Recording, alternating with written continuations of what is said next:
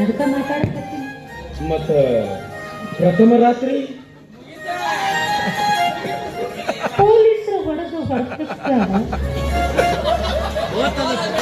ನನಗೇನು ಮಾಡಬೇಕು ಅನ್ನೋದು ತಿಳಿಯಬಾರ್ದು.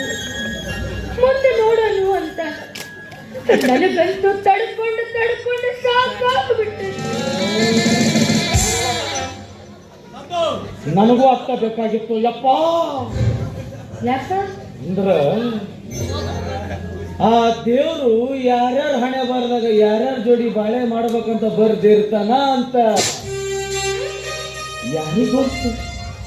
ಅನ್ನು ಇವತ್ತು ನಿನ್ನ ಮಾತಿನ ರೀತಿ ಕೇಳಕತ್ರ ನನಗೇನೋ ಹೊಸದ ಅನ್ಸಕತ್ತೈತಿ. ಹೌದು, ಯಾಕೆ ನನ್ನ ಗಂಡಗೆ ಡೈವರ್ಸ್ ಕೊಟ್ಟು ಮತ್ತೊಬ್ಬನ ನೋಡ್ಕೊಂತೀನಿ ಅಂತ ಅಂದಿನಿಂದ ಇಂದಿನವರೆಗೂ ಯಾವುದೋ ಒಂದು ಚುಂಬಕ ಶಕ್ತಿ ನಿನ್ನ ಹತ್ರ ನನ್ನ ಸೆಳೆಯಕತ್ತಿತ್ತು.